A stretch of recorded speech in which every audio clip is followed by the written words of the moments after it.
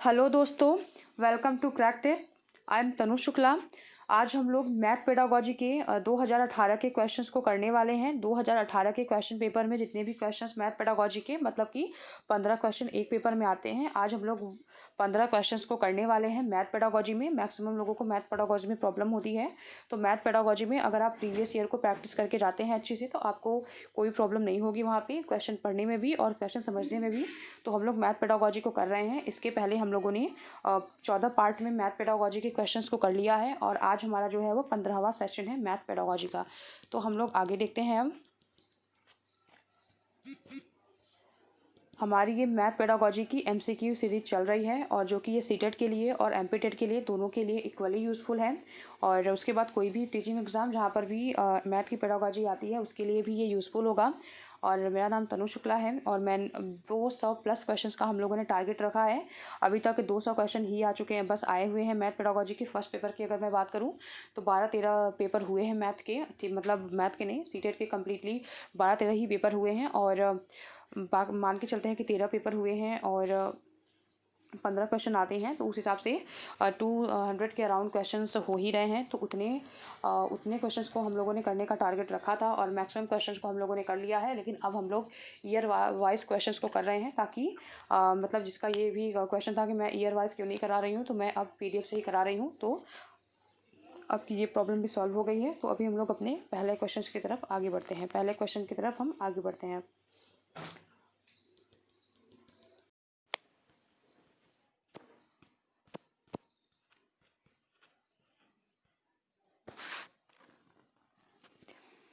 तो आज हम लोग 2018 का क्वेश्चन पेपर करने वाले हैं, जिसमें कि हमारा मेन जो मोटो होगा करने का वो मैथ पेडागोजी होगा। तो आज के वीडियो में, आज के सेशन में हम लोग मैथ पेडागोजी के 15 क्वेश्चंस को करेंगे जो कि प्रीवियस ईयर के क्वेश्चन पेपर में आ चुके हैं। मतलब कि मैं ईयर वाइज अब करा रही हूँ, तो ये 2018 के क्वेश्चन पेपर में ये आ चुका है। तो आज हम लोग उसी क्वेश्चन पेपर को करने वाले हैं, ठीक है। तो अभी हम लोग 15 क्वेश्चंस को करेंगे और आप लोगों को डायरेक्टली समझ में आएगा कि क्वेश्चंस जो है मैं ईयर वाइज भी करा रही हूँ और उसके अलावा आपको क्वेश्चन पेपर से ही करा रही हूँ, ठीक है। तो हम लोग अपने पहला क्वेश्चन की तरफ बढ़ते हैं और देखते हैं कि हमारा पहला क्वेश्चन जो है वो क्या पूछ रहा है। प्राथमिक कक्षाओं में बच्चे गणित में क्या सीखते हैं, ठीक है। पहला क्वेश्चन है कि प्राथमिक कक्षाओं में बच्चे जो है वो गणित में क्या सीखते हैं। इसके आकलन का ध्यान किस पर नहीं होना चाहिए, मतलब हमें नेगेटिव पे ध्यान देना है। आकलन का ध्यान किस पर नहीं होना चाहिए। तो गणितीय अवधारणाओं का विकास करना, मैथमेटिकल कॉन्सेप्ट का अगर हम विकास करेंगे बच्चों में तो ये पॉजिटिव बात होगी। यहाँ पे हमें नेगेटिव को ढूंढना है, तो ये आंसर तो नहीं होगा। दूसरा ऑप्शन है कि गणितीय भाषा का विकास करना। तो गणितीय भाषा का विकास करना की मतलब गणित में जो भी लैंग्वेजेस होती हैं हमें पता होना चाहिए। जैसे कि हमें नंबर्स की काउंटिंग पता होनी चाहिए, हमें प्लस माइनस ये सब डिवाइड ये सब का हमें सिंबल्स पता होना चाहिए। तो ये सब जो होती हैं वो गणितीय भाषाएं होती हैं, तो इनका विकास करना मतलब इनका भी, ये भी पॉजिटिव बातें हैं, ठीक है। ऐसा नहीं है कि हम गणित सिखाएंगे और आपको प्लस का साइन मैंने लगा दिया तो आप सब बच्चे समझ ही नहीं पा रहे कि प्लस का मतलब क्या होता है। तो इस भाषा को भी बच्चे समझ पाएँ, तो ये भी जो है वो सही पॉइंट है, मतलब ये पॉजिटिव है। और अगला है कि गणित की समस्याओं का जवाब देने में सटीकता। तो ज़्यादातर लोग आप इसे सी को सही मानेंगे, मतलब सी को आप पॉजिटिव वे में लेकर जाएंगे और आप इसे आंसर नहीं मानेंगे। लेकिन ये सी को ही आंसर माना गया था, मतलब सबसे लीस्ट लेवल पे, मतलब भाषा का आकलन, गणित का आकलन करने के लिए किस पर टीचर का ध्यान नहीं होना चाहिए। तो गणित की समस्याओं का जवाब देने में सटीकता पर ध्यान नहीं होना चाहिए। मतलब ऐसा नहीं है कि जो बच्चा एकदम, जैसे कि कुछ बच्चे ऐसे हैं कि 7 और 3, ठीक है, तो इसको 10 जोड़ रहा है बच्चा, ठीक है, और कोई बच्चा किसी तरीके से इसको जोड़ नहीं पा रहा है या फिर मतलब इसको घटाने को वो जोड़ दे रहा है, ठीक है, वो घटाने को जोड़ दे रहा है, बच्चा जो है वो घटाने को जोड़ दे रहा है। तो मतलब हमें ऐसा नहीं है कि हम बच्चे को ये कह दें कि बच्चे को कुछ भी नहीं पता या फिर वो बहुत ही गलत कर रहा है। मतलब हमें ये समझना समझना होगा, हमें अपना जो माइंडसेट होगा थोड़ा सा लचीला बनाना होगा कि बच्चे ने 7 और 3 को यहाँ पे प्लस माइनस का साइन ना देख के बल्कि प्लस का साइन देखकर उसको 10 किया है। ना कि ऐसा तो नहीं है कि बच्चों को कुछ भी नहीं आ रहा है, बच्चों को कुछ आ रहा है, मतलब बस वो थोड़ा सा मिसअंडरस्टैंडिंग में या फिर किसी भी तरीके से वो गलती कर रहा है। मतलब हमें फ्लैक्सिबल होना होगा। अगर मैंने बच्चे को माइनस दिया और उसने प्लस कर दिया तो उसके लिए हम उसको स्केल लेकर पीटने नहीं लगेंगे, उसे हम क्लास से बाहर नहीं निकाल देंगे, उसे हम मुर्गा नहीं बनाने लगेंगे। मतलब ये सब हमें काम नहीं करना है, बल्कि हमें लचीलेपन को अपनाना होगा, क्योंकि एनसीएफ 2005 में डायरेक्टली लिखा गया है कि जो शिक्षा प्रणाली है उसे लचीला होना चाहिए। और गणित की समस्याओं का जवाब देने में सटीकता जो है, प्राथमिक कक्षा में बच्चा जो है वो डेवलपिंग प्रोसेस से गुजर रहा होता है, वहाँ पे वो बहुत सारी गलतियाँ करता है, क्योंकि वो बच्चे की सीखने की एज होती है। तो वहाँ पर हम बच्चों से बहुत सटीक जवाब की, बहुत निपुण होने की का एक्सपेक्टेशन लेकर नहीं जा सकते, बल्कि हम उन्हें हर एक स्टेप पर हम उन्हें सिखा रहे होते हैं वहाँ पे। इसलिए हमारा सी आंसर सही बनेगा। कुछ लोगों को हो सकता है कि लग रहा हो कि हाँ हमारा बी आंसर हम सही कर देंगे या फिर कुछ भी कर देंगे, लेकिन हमारा जो ऑफिशियल आंसर की है और सही भी यही आंसर है। और तर्क कौशल का विकास करना, तो मैथ का तो आकलन करने का उद्देश्य तो तर्क कौशल का विकास करना होता ही है। तो प्राथमिक कक्षाओं में बच्चे गणित में क्या सीखते हैं, इसका आकलन जो है वो गणित की समस्याओं का जवाब देने में सटीकता पर हमारा नहीं होना चाहिए। गणितीय अवधारणा का विकास करना, गणितीय भाषा का विकास करना और तर्क कौशल का विकास करना, ये तीनों ही पॉजिटिव सेंस में लिए जाएंगे। ठीक है, तो हमारा यहाँ पे सी ऑप्शन जो है वो सही बन रहा है आंसर। और अब हम लोग सेकेंड क्वेश्चन की तरफ चलते हैं कि दूसरा क्वेश्चन है आज का कि प्रारंभिक कक्षाओं में एक गणितीय अवधारणा के विकास में निम्नलिखित निर्देशों का अनुक्रम किस प्रकार होना चाहिए। ठीक है, प्रारंभिक कक्षाओं में एक गणितीय अवधारणा के विकास में निम्नलिखित निर्देशों का जो अनुक्रम है वो किस प्रकार होना चाहिए। चित्र बनाना, प्रतीकात्मक प्रतिनिधित्व का उपयोग करना, अनुभव प्रदान करना या फिर भाषा के माध्यम से समझाना। तो इसे हमें एक क्रम में लगाना है, एक सीरियल में हमें लगाना है इसे। सबसे पहले हमें क्या करना होगा, सबसे पहले हमें बच्चे को अनुभव प्रदान करना होगा। सबसे पहले हमें बच्चे को अनुभव प्रदान करना होगा, क्योंकि हमें चाहे यहाँ पे ठोस पदार्थों से अनुभव प्रदान करना लिखा हो या फिर किसी भी तरीके से अनुभव प्रदान करना अगर लिखा गया है तो वो सबसे पहले ही आएगा। ठीक है, वो सबसे पहले आएगा। तो आप देख सकते हैं कि ये आंसर इसमें नहीं है और इसमें नहीं है, मतलब ये तो हमारा आंसर नहीं हो सकता। तो अनुभव प्रदान करना यहाँ पर है और यहाँ पर है। अब दूसरा ऑप्शन देखते हैं कि उसके बाद अनुभव प्रदान करने के बाद हम उसे भाषा के माध्यम से समझाएंगे। ठीक है, हम मतलब अनुभव प्रदान करेंगे और फिर उसको हम भाषा के माध्यम से बताएंगे कि ये कैसे हुआ, ये कैसे हुआ, ये कैसे हुआ। तो मतलब हम उसको तरीके से बताएंगे, भाषा के माध्यम से हम उसे बताएंगे। तो दूसरे नंबर पर हमारा भाषा के माध्यम से समझाना आ जाएगा। तो यहाँ पर भाषा के माध्यम को सबसे लास्ट में ला दिया है। ठीक है, तो यहाँ पे ये गलत हो जाएगा। और मैंने इसके पहले वाली वीडियो में आपको बताया था कि सबसे जो लास्ट में आता है, हम सिंबल्स का यूज़ करना, सिंबॉलिक रिप्रेजेंटेशन जो है वो बच्चों को सबसे लास्ट में बताते हैं। तो यहाँ पे जो सिंबल्स की यहाँ पे बात कर रहा है तो ये सबसे लास्ट में आएगा। तो इसलिए हमारा बी ऑप्शन ही सही आंसर बन रहा है। एक बार मैं फिर से आंसर क्लियर करती हूँ कि बी ऑप्शन जो है हमारा यहाँ पे सही बन रहा है। सबसे पहले हम बच्चों को अनुभव प्रदान करेंगे, फिर भाषा के माध्यम से उन्हें सिखाएंगे, फिर उसके बाद चित्र बनाएंगे और उसके बाद हम प्रतीकात्मक प्रतिनिधित्व का यूज़ करेंगे यूजिंग सिंबॉलिक रिप्रेजेंटेशन। तो यहाँ पे हमारा बी ऑप्शन जो है वो सही आंसर बनेगा। और ऐसे क्वेश्चन लगातार 3 पेपर में हम लोगों ने कर लिए हैं।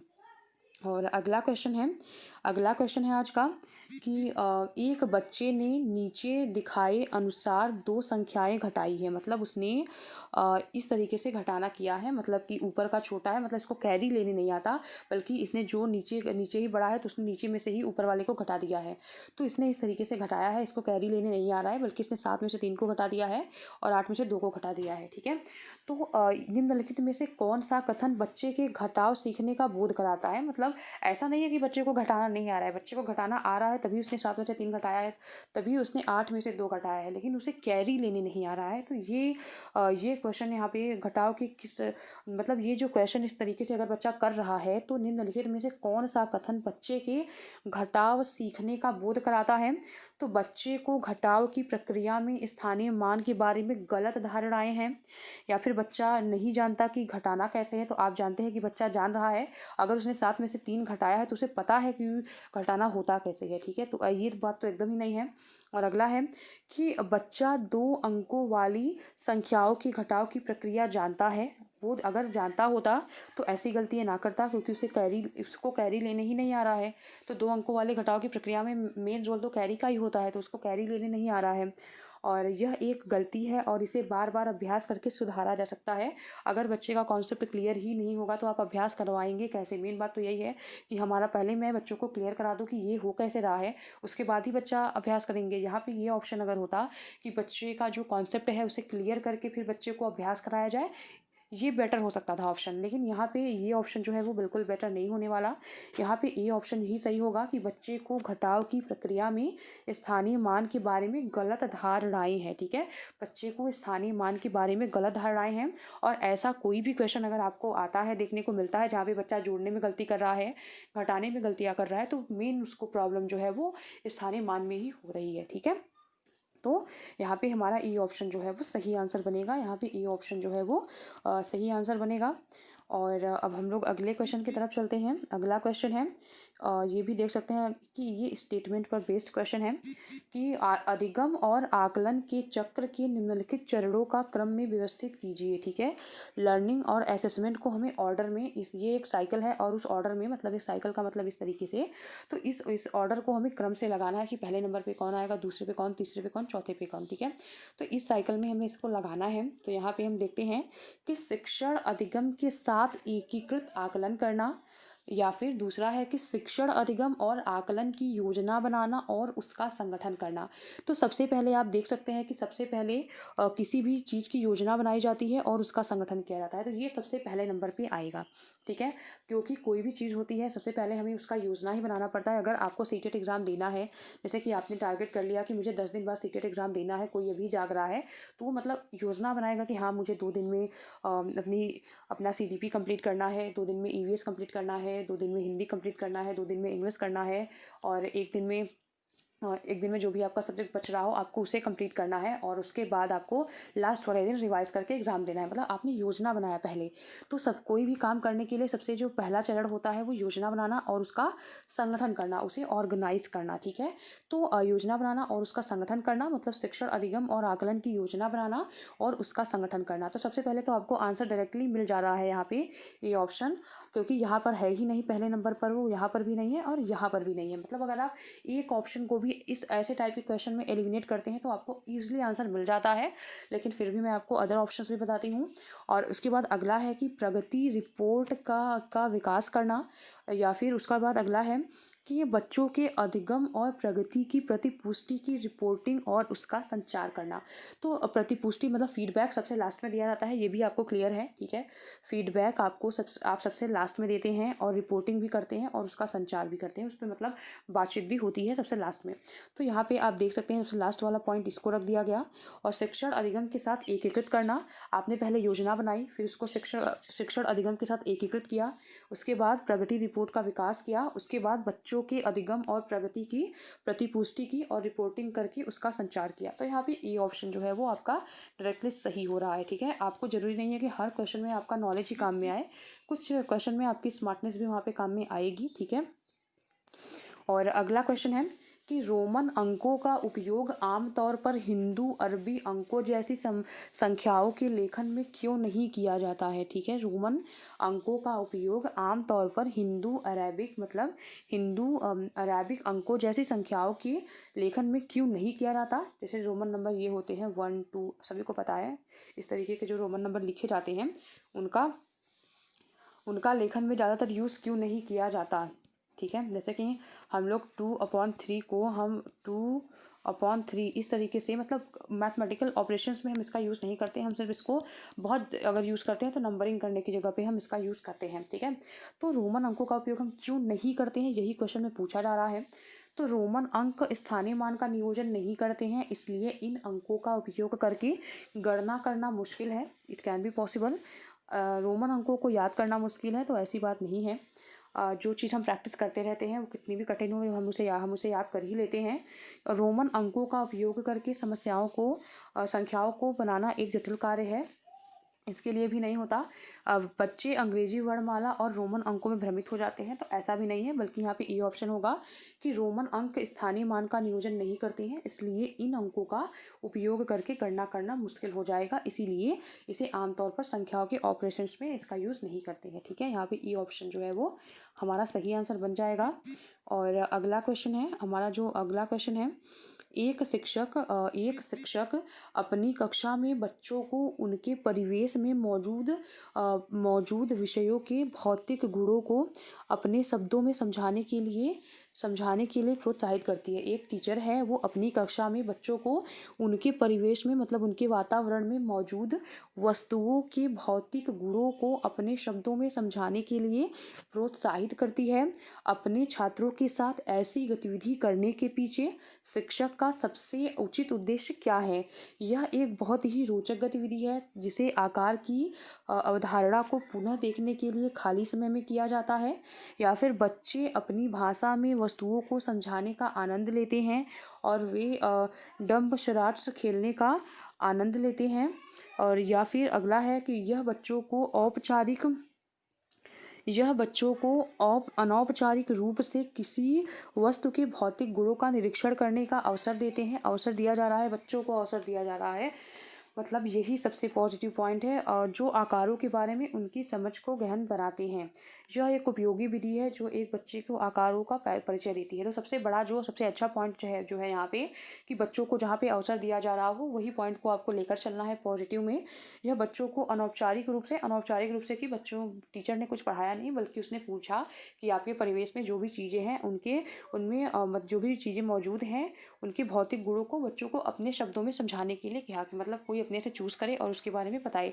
तो ये जो गतिविधि हो रही है, ये जो एक्टिविटी हो रही है, यह बच्चों को अनौपचारिक रूप से किसी वस्तु के भौतिक गुणों का निरीक्षण करने का अवसर दे रहा है, और आकारों के बारे में उनकी समझ को गहन बना रही है। तो यहाँ पे हमारा सी ऑप्शन जो है वो बिल्कुल सही हो जाएगा। और यहाँ पे डायरेक्टली हमारा सी ऑप्शन ज़्यादा बड़े, मतलब ब्रॉडर सेंस में यूज़ किया जा रहा है। और अगला क्वेश्चन है कि अशिक्षित दुकानदार के द्वारा उपयोग किए जाने वाले गणित, जो अशिक्षित दुकानदार हैं उनके द्वारा उपयोग किए जाने वाले गणित, मतलब कि बहुत सारे ऐसे शॉपकीपर्स होते हैं जो कि शिक्षित नहीं होते हैं, लेकिन उनकी कैलकुलेशन बहुत अच्छी होती है। ठीक है, उनकी कैलकुलेशंस बहुत अच्छी होती है। तो जो अशिक्षित दुकानदार हैं, मतलब उनके पास भले ही डिग्री ना हो, का उपयोग किए जाने वाले गणित का उपयोग जो है वो हम गणित कक्षा में उपयोगी नहीं है। अशिक्षित दुकानदार के द्वारा उपयोग किए जाने वाले जो गणित हैं, वो गणित कक्षा में उपयोगी नहीं हैं, या फिर सभी गणितीय समस्याओं को हल करने में बहुत उपयोगी हैं। ये गणित कक्षा में उपयोगी नहीं है, ये भी कहना गलत होगा। और ये सभी वर्ड यहाँ पे यूज़ किया, इसलिए ये भी गलत होगा, क्योंकि हर जगह हम उनके हिसाब से कैलकुलेशन करके सभी जगह गणितीय समस्याओं को हम हल नहीं कर सकते, तो ये भी नहीं सही होगा, क्योंकि ये बहुत ज़्यादा ही एक्सट्रीम पॉइंट में लेकर गया, और ये भी एक्सट्रीम पॉइंट में लेकर गया कि कक्षा में उपयोगी ही नहीं है ये।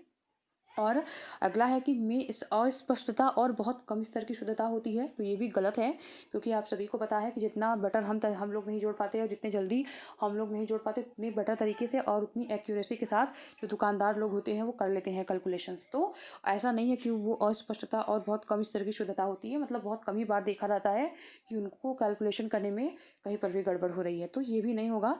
बल्कि यहाँ पे हमारा डी ऑप्शन डायरेक्टली यहाँ पे हमारा आंसर बनेगा कि गणित की संबंधित समस्याओं को हल करने में वैकल्पिक रणनीति के रूप में कक्षाओं में शिक्षकों द्वारा चर्चा की जानी चाहिए। एक वैकल्पिक रणनीति के रूप में, अल्टरनेट स्ट्रेटजी के रूप में भी हम उनकी चर्चा कर सकते हैं, जैसे वो कैलकुलेशंस करते हैं उस तरीके से भी हम क्लास में शिक्षक, मतलब टीचर जो है वो चर्चा कर सकते हैं। यहाँ पे डी ऑप्शन जो है वो सही है, वैकल्पिक अवधारणा के रूप में। ठीक है, और अगला क्वेश्चन है कि एक शिक्षक को गणित कक्षा में बच्चों के एक विषम समूह में कैसे संभालना चाहिए। एक शिक्षक को गणित कक्षा में बच्चों के एक विषम समूह को कैसे संभालना चाहिए।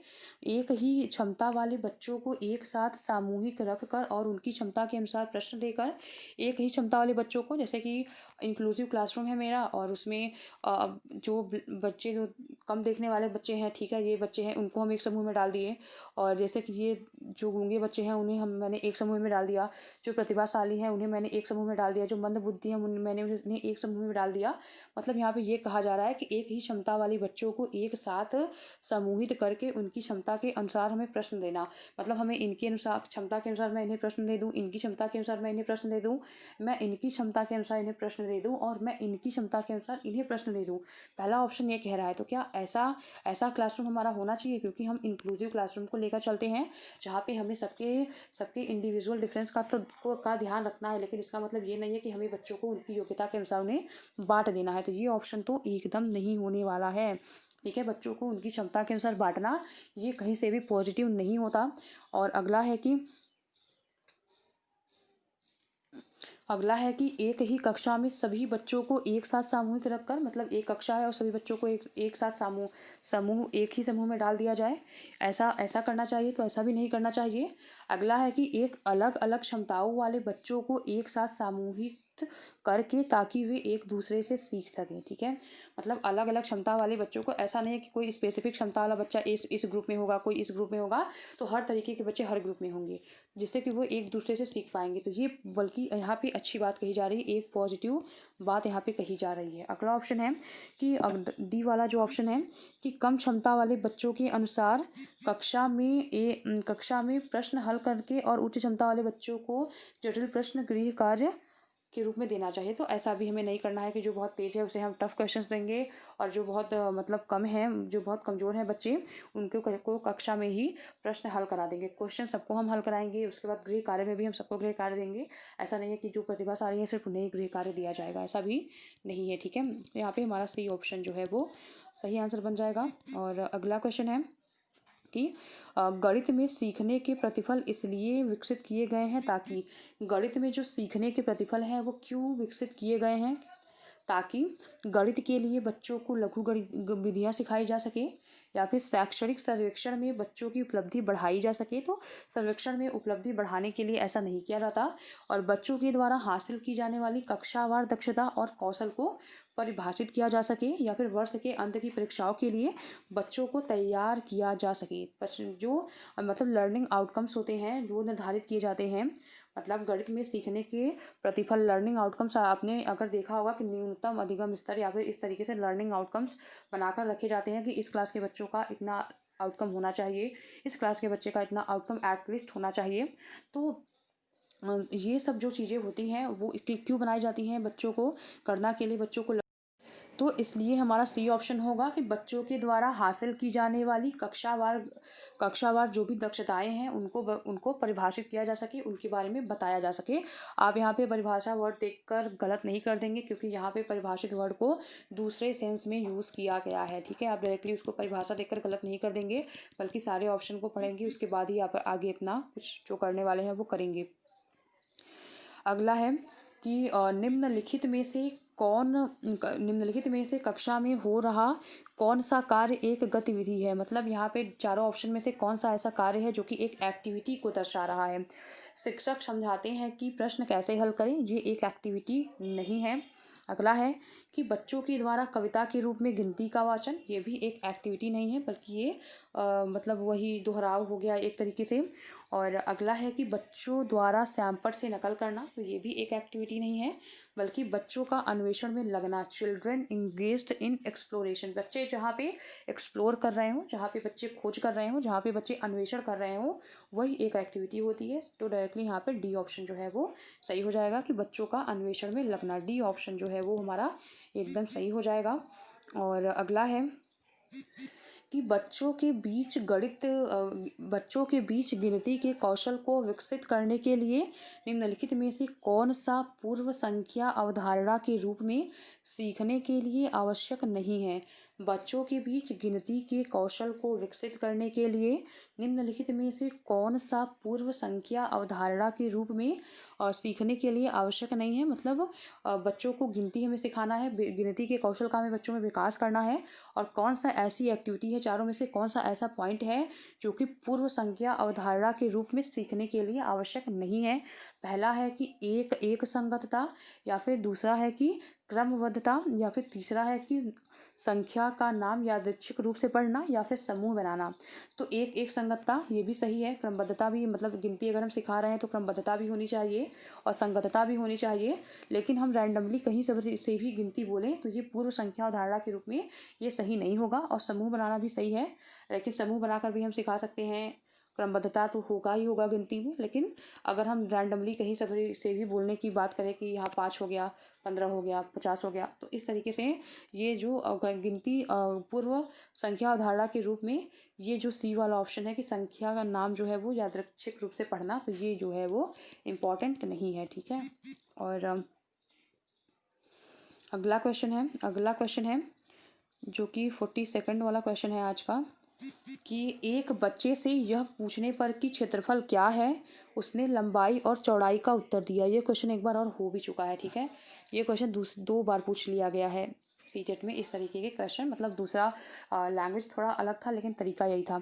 और क्षेत्रफल की अवधारणा के बारे में, बच्चे की समझ के बारे में आप क्या कहेंगे कि बच्चे को क्षेत्रफल की अवधारणा के बारे में कोई जानकारी नहीं है, तो ये तो गलत हो गया, क्योंकि area equal to L into B, उसको अवधारणा की समझ है तभी उसने मतलब ये बताया।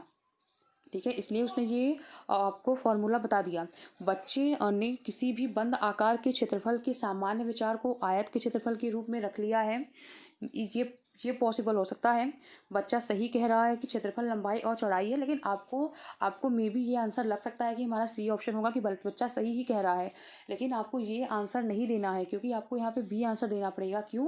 क्योंकि बच्चे ने किसी भी बंद आकृति के क्षेत्रफल, किसी भी बंद आकार के क्षेत्रफल के सामान्य विचार को आयत के क्षेत्रफल के रूप में उपयोग किया है। ठीक है। बंद आकृति को के क्षेत्रफल की सामान्य मतलब क्षेत्रफल के सामान्य विचार को उसने आयत की क्षेत्रफल के रूप में यूज़ किया है। ये ऑप्शन जो है वो सही होगा। आपको डायरेक्टली इस ऑप्शन के साथ कभी नहीं जाना है कि जो वो कह रहा है वो बिल्कुल ही सही है, और ये इसके साथ भी नहीं जाना है कि उसको क्षेत्रफल की जानकारी ही नहीं है। ठीक है। तो यहाँ पे आपको बी ऑप्शन को टिक करना पड़ेगा। बच्चा क्षेत्रफल और परिमाप की अवधारणा के बीच में उलझन में है। तो ऐसा नहीं है कि मैंने क्षेत्रफल पूछा तो बच्चे ने परिमाप का फॉर्मूला बता दिया, ऐसा भी नहीं बताया बच्चे ने, तो ये भी ऑप्शन नहीं होगा। आप बी और सी में कंफ्यूज हो सकते थे, लेकिन आपको ये ध्यान रखना है कि सीटेट में डायरेक्टली आपको यहाँ पे इस तरीके का आंसर नहीं देना है, बल्कि आपको ये करना है कि बच्चे ने किसी भी बंद आकार के क्षेत्रफल के सामान्य विचार को आयत के क्षेत्रफल के रूप में उपयोग कर लिया है। अगला क्वेश्चन है कि गणित सीखने के संबंध में कौन सा कथन सत्य है। गणित सीखने के लिए एक कठिन विषय है, तो हमें गणित को कठिन विषय नहीं कहना है। आमतौर पर लड़कियां गणित में कमज़ोर होती हैं, ये तो बिल्कुल ही स्टीरियोटाइप थिंकिंग हो गई, तो ये भी कभी सही नहीं होगा। हर कोई गणित सीख सकता है, तो डायरेक्टली हमारा यहीं पे बात सही हो जाएगा कि एवरीबडी कैन लर्न मैथमेटिक्स, ये बिल्कुल सही ऑप्शन बनेगा यहाँ पे। और गणित केवल कठोर अभ्यास से सीख सकते हैं, तो ये भी सही नहीं है, बल्कि हर कोई गणित सीख सकता है। गणित सीखने के बारे में सी ऑप्शन जो है वो बिल्कुल सही है। पाइथागोरस प्रमेय को सिखाने के लिए एक शिक्षक ने एक शीट वितरित की जिस पर समकोण वाले 4 त्रिभुजों को खींचा गया। ठीक है, मतलब उसने समकोण वाले 4 त्रिभुज को इस तरीके से कुछ त्रिभुज बनाया उसने, बच्चों ने समकोण वाले 4 त्रिभुजों को खींचा था। ठीक है, और बच्चे को त्रिभुज की भुजाओं के बीच संबंध खोजने के लिए कहा गया। टीचर ने कहा कि बच्चे इनकी भुजाओं के बीच संबंध खोजें। तो उपर्युक्त परिस्थिति में शिक्षक ने किसका प्रयोग किया, मतलब वो एग्जाम्पल से पढ़ाने की कोशिश कर रही है। डायरेक्टली उसने आगमन विधि का प्रयोग किया है, निगमन का यहाँ पे यूज़ नहीं किया उसने, क्योंकि वो डायरेक्टली फार्मूले से अगर बता देती यहाँ पे तो वो निगमन विधि हो जाता। व्याख्यान का इसने यहाँ पे यूज़ किया नहीं, बल्कि वो डायरेक्टली एग्जाम्पल के माध्यम से बच्चों को उसके बीच संबंध खोजने के लिए कह रही है। जब बच्चा जो संबंध खोज लेगा तो उसके बाद उसे जनरलाइज फॉर्म में बना लेगा अपना फॉर्मूला। तो यहाँ पे प्रयोगशाला विधि का भी यूज़ नहीं हो रहा है। और आज का लास्ट क्वेश्चन है जो कि मैथ पेडागोजी का, मतलब 2018 में मैथ पेडागोजी का ये लास्ट क्वेश्चन है कि निम्नलिखित में कौन सा कथन संकल्पना मानचित्र के बारे में सही नहीं है। ठीक है, संकल्पना मानचित्र के बारे में, कॉन्सेप्ट मैप के बारे में कौन सा कथन सही नहीं है, तो हमें उसको देखना है कि संकल्पना मानचित्र अंतः संबंधित अवधारणा और उन्हें जोड़ने वाले लिंक का संग्रह प्रस्तुत करते हैं। ये बात बिल्कुल सही है कि जो भी चीज़ें मैंने पढ़ा है उसका लिंक लगाने में, उसका संग्रह करने में, मतलब ये सब संकल्पना मानचित्र जो होता है, कॉन्सेप्ट मैपिंग जो होती है, वो अंतः संबंधित अवधारणाओं, मतलब जो भी संबंधित अवधारणाएं होती हैं उन्हें जोड़ने के लिए जोड़ने वाले लिंक का संग्रह प्रस्तुत करते हैं। ये बात बिल्कुल सही है। और संकल्पना मानचित्र केवल शिक्षकों के द्वारा किया जाता है, इसमें थोड़ा सा प्रॉब्लम है। और संकल्पना मानचित्र प्रकृति में पदानुक्रमित है। हायरार्की मतलब कि क्रम से चलता है, मतलब पहला ये स्टेप आएगा, फिर ये स्टेप आएगा। ऐसा नहीं है कि मैं पहले के बाद तीसरे स्टेप पे पहुंच जाऊंगी, बल्कि हायरार्की का मतलब ये होता है एक स्टेप क्रॉस करेंगे तो दूसरे में पहुंचेंगे, दूसरे में क्रॉस करेंगे तो तीसरे में पहुंचेंगे, मतलब। तो संकल्पना मानचित्र जो होता है उस वो प्रकृति में पदानुक्रमित होता है, ये भी कथन सही है। और संकल्पना मानचित्र नए शिक्षण को पूर्व ज्ञान से जोड़ने में सहायक भी होता है। संकल्पना मानचित्र जो होता है वो नए शिक्षण को पूर्व ज्ञान से जोड़ने में सहायक भी होता है। कि मैंने आज अकबर के बारे में 10 पॉइंट पढ़ा और मैंने कभी और भी पढ़ा था, मैंने उसको जोड़ लिया, तो मतलब पूर्व ज्ञान से जोड़ने के बाद में प्रभावी भी होता है। तो यहाँ पे हमें नेगेटिव पॉइंट ढूंढना था और यहाँ पे डायरेक्टली हमारा केवल वाला आंसर जो है वो बी हमारा बनता है आंसर।